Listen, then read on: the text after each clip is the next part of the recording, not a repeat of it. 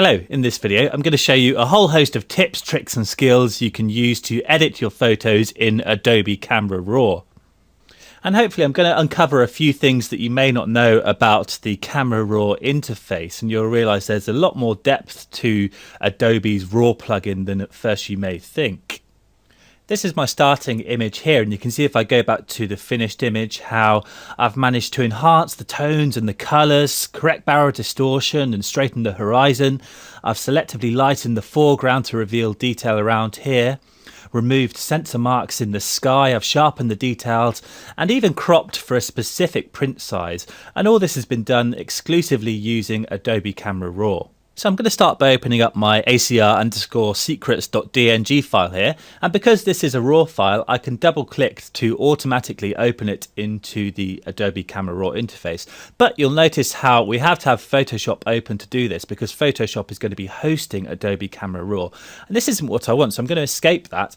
I'm going to show you how you can use Bridge to host Adobe Camera Raw instead, so we don't even need to have Photoshop open. So I'm going to close Photoshop again, and this time I'm going to right click on the file here in Bridge and choose Open in Camera Raw, and you'll notice how the ACR interface pops up again, but this time we don't have to have Photoshop open, which saves on processing power and also means that I can use Photoshop for other tasks if I want to.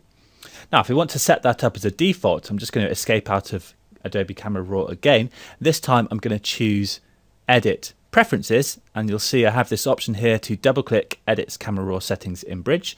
I'm going to check that and hit OK, and now if I double click again you'll see how this time we're not launching Photoshop, we're simply using Adobe Bridge to host Adobe Camera Raw. Now most often you'd start by working in the basic panel here to boost tones and reveal detail and enhance colours, but it can be more effective to start off in the camera calibration panel, which is third in here from the left. So let's click on that, and this is the section I want to work on, camera profile. You'll see we have a drop down here that's automatically set to Adobe Standard, but Adobe Standard isn't always the best choice. If I click on the option here, you can see I have ACR 4.6. So I'm going to choose that instead, and you'll see how it's quite a subtle difference, but it gives me a better starting point because I have more detail and colour around the brightest highlights. If I just go back to Adobe Standard, you can see how that affects the colours around the sun there. Now these camera profiles would be dependent on the camera you've used to shoot the image. Because this is a Sony DSLR, we only have the ACR 4.6 option. But if you've used a Nikon or a Canon, then you'll have lots more options that relate to the camera profiles on your camera. So now I've set my camera profile, I can go back to the basic panel and start to adjust the sliders here. First of all, I'm going to bring temperature up slightly to 4350 just to add some warmth to those tones. And I'm also going to up the shadows to +16 just to reveal a bit more detail in those darkest areas. Next I'm going to target the whites, but I'm going to hold Alt while I drag the slider here. That's the Option key on a Mac, the Alt key on a PC, and I can drag that while holding Alt, and you'll see that gives me a view of clipped pixels, so I can try and recover some of the detail in the brightest areas of the image. And you'll see as I drag the whites down how we begin to reveal a bit more detail. We're not going to be able to reveal detail completely because the sun is obviously a lot brighter than the rest of the scene, but I think if we drag it down to about -32, then we've managed to recover a few of those tones in the brightest areas of the image. Moving on, let's take a look at the vibrance and saturation sliders at the bottom of the panel here. Now while saturation controls the overall colour intensity, the vibrance slider works by targeting the less saturated colours within the image. So you can boost the less saturated colours without affecting the colours that dominate the scene. You can also drag vibrance back to a minus value, then compensate by dragging saturation up to get quite a nice effect. So I'm going to bring vibrance back to -10 and up saturation to about +26. I think that's looking good. And the last thing I'm going to do here in the basic panel is up the clarity, which allows me to increase the mid-tone contrast and reveal a bit more detail in areas like the foreground, sea and rocks there. just going to set that to plus 22. Now, a handy tip for seeing the before and after of any slider edit is simply to hold the mouse over that area on the slider there. So I'm just going to leave the mouse position there and then alternate between a single and a double click, because a double click will reset the slider and then a single click will bring it back up to that point. So I can see a handy before and after of that clarity setting, and you'll see how we've just managed to boost the tones around here and reveal a bit more detail. Next, I'm going to give the image a bit more punch by adjusting the tone curve. So I'm going to go to the tone curve panel here, and I'm working on the point tab. Now, I could click on the curve line here, then drag up or down to lighten or darken certain parts of the tonal range. The tonal range starts off here with the darkest tones and goes all the way along to here where the lightest tones are. But instead, I can hold Command or Control, that's Command on a Mac, Control on a PC, and then hover over areas in the image, and you can see how we have a little circle appear on the curve line there that shows me exactly where those tones are appearing along my histogram. So if I click to set a point here in the sky, I'm going to Command or Control click on the lightest sky there, and you'll see how that allows me to set an anchor point. Then I can use the arrow keys on my keyboard to adjust that anchor point. So I'm going to tap up to lighten those tones there. Then again, I'm going to click on another area. So I'm going to Command or Control click on the rocks here to set a second anchor point in the shadows, and then I can just tap down a few times to darken those tones and just give the image a bit of extra punch. If I just toggle the preview off here, you can see that's the before and that's the after. So we're able to really enhance the tones very precisely using the tone curve. Now, while I'm happy with the tones in the central area of the image here, I feel the foreground is still a bit dark. So I'm going to selectively adjust it using the graduated filter tool. So I'm going to grab that from the toolbar up here.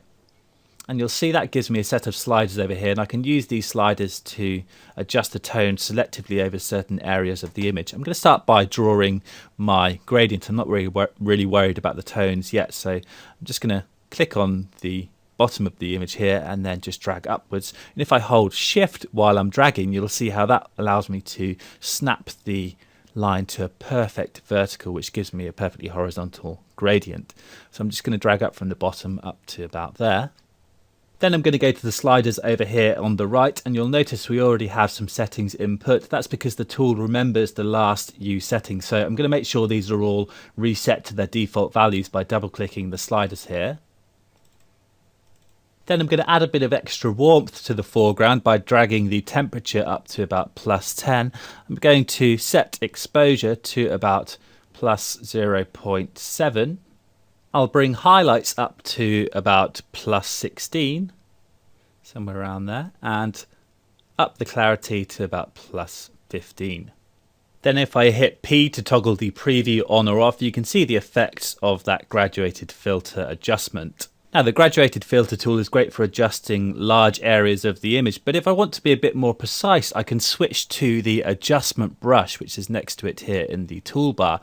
Now, this works by setting pins, and then I can paint a mask to affect a certain area with the changes that we make over here. So I'm going to start by resizing my brush tip slightly smaller just by using the square bracket keys on my keyboard. The left square bracket key will make the brush tip smaller, and the right square bracket key will make the brush tip larger. And then I'm just going to click over the foreground here to set a pin, and then I'm going to paint quite roughly over this area here. I'm going to hit Y, and that will allow me to toggle a view of the mask overlay on or off. I currently have my mask overlay set to this bright pink tone, and you can set an overlay color down here. This just helps me to see where I'm painting. So I'm going to paint up to about there, and then hit Y to toggle the mask overlay off. And notice how the tool remembers the settings that we input when we use the graduated filter tool, and I'm actually happy with those settings, so I'm going to leave them as they are for that adjustment. Now I'm going to click New up here, and then I can set a second pin. So this time I'm going to click over the white water here, and again I'm going to hit Y to toggle my mask overlay on, and then I'm just going to paint fairly roughly around the water here and over here just to lighten these areas up. And I'm happy with that, so I'm going to hit Y to toggle the mask overlay back off, and I'm just going to reset the sliders this time just by double clicking them and make a different adjustment. And all I'm going to do this time is bring exposure up to +1 to add a stop of light over those lightest parts of the water. I'm going to add a third pin, so I'm just going to hit N and then click to set a new pin, and I'm just going to hit Y to toggle my mask overlay on, then paint over these rocks here. You can see I'm being fairly rough with my painting, and then hit Y to hide the mask overlay, and this time I'm just going to set exposure to about +0.55. And I'm happy with that. So if I hit P again to toggle the preview on or off, you can see how we can make different selective adjustments using the adjustment brush to target certain areas of the image, and then use these sliders to tweak the tones in any way we like. Next, I'm going to take a look at the sky. So I'm going to just double click the zoom tool to zoom into 100%, and then I can hold the space bar and drag around to drag upwards. I'm just going to drag up to the sky up here. And you'll see how we have a few sensor marks appearing like this one here. So I can use the spot removal tool, which is up in the toolbar over here, and then I can click and drag from the center of the point outwards to form a red circle, and when I release, a second circle will appear, and hopefully the spot will be removed. You need to make sure the tool is set to type heal with opacity 100%, and we can always reposition this second green circle to choose a different source point, but usually the tool does a good job of selecting its own source point. So I'm just going to carry on removing sensor marks in the same way. I'm just going to take a closer look at the sky over here, and I think we have a few more sensor marks over this side. There we go, there's another one. So again, I'm going to click and drag to remove that sensor mark. I'll pause the video and I'll come back to you when I've done this. Okay, so there you can see I've removed a few more sensor marks with the spot removal tool. Next, I'm going to show you how you can crop the image, but also crop for a specific print size. So you don't even need to open up Photoshop and choose a size and resolution for your image. You can set a print size directly in Adobe Camera Raw. So I'm going to double click the hand tool to bring me back out to full screen, and then I'm going to grab the crop tool from the toolbar up here. Now I can right click with the crop tool to choose from different aspect ratios, and I can also choose custom here, which gives me my custom crop box. And in the crop settings here I can choose inches. So let's say I want to print this image out at a 15 by 10 inch print. I can set this to 10 by 15 and hit OK, and then I can drag my crop box, and now when I output this image it will be at a 15 by 10 inch size. Now while I'm using the crop tool I can also straighten the horizon, so I'm going to use Command or Control and plus just to zoom in a little closer to that horizon line. Then I can just hold the space bar to drag up towards it. Now I can hold A while I'm using the crop tool to switch to the straighten tool, and then I can drag a line with the straighten tool along a line in the image that I know to be straight. So I'm going to use the water line here, and then when I release, the crop will automatically adjust to make that line straight. And if I just hit Command or Control and 0 to bring me back up to full screen, you can see how the crop's adjusted to rotate slightly. I can hit Enter to apply that crop and see the results of that straightening, but I can go back into the crop tool at any time if I want to tweak it.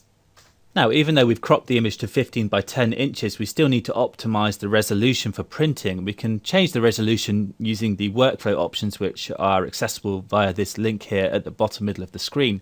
And you can see here we have resolution set to 240. We can change that to 300, which is perfect for printing, 300 pixels per inch, then hit OK. And now we have an image ready for printing at 15 by 10 inches at 300 pixels per inch. Next, I'm going to show you how you can manually correct lens distortion. So I'm just going to grab the zoom tool, then zoom into the horizon line here. And I'll show you how to check for it first. We can hold the space bar and then drag upwards. And I'm going to use this straight line here along the top of the interface to check for distortion. And you can see if I drag the waterline right up to that straight line there, you can see how we're getting this bowed effect along this side, and that's caused by barrel distortion. We can correct that using the lens correction panel, which you'll find over here. So I'm going to click on that, And you can see if you go to the profile tab here, we have this option to enable lens profile corrections. But if your lens doesn't show up there, we can correct it manually by using the manual tab here. I'm going to show you how you can do that. First of all, I'm going to drag distortion upwards, and I'm going to bring that to about plus 22. And then if we zoom back in and then reposition our horizon line, you can see how we've managed to fix that bowed horizon. And I'm also going to set horizon to -2 just to shift the perspective slightly. And then if we just zoom in close again and check the line against the top of the screen there, you can see how we've managed to correct that distortion along the waterline. Next, I'm going to go to the detail panel here to apply sharpening.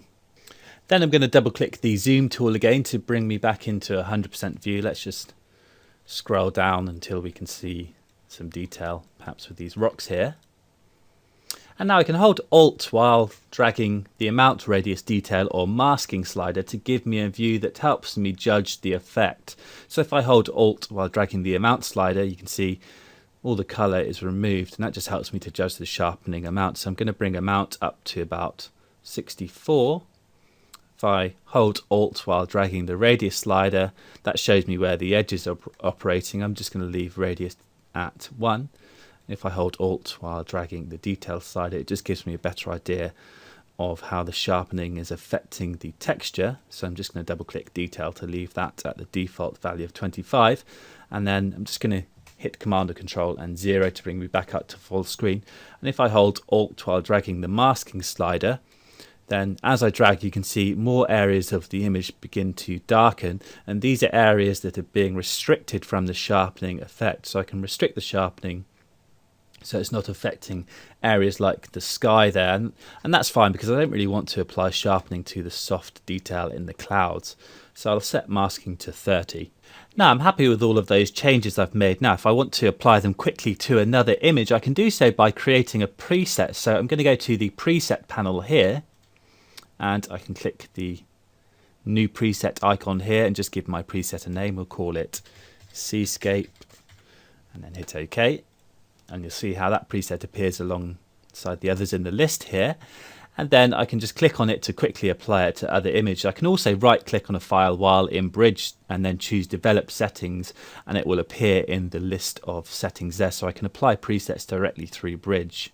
And that's my finished image. Now I can choose to open the image, which will bring it into Photoshop. I can click Done to save and exit Camera Raw, or I can go to Save Image over here, and this allows me to render the file in different file formats. So for example, I can give the file a name like C, and then I can choose a different file type. Let's go for a JPEG, and we'll set the quality to 12 and just hit Save.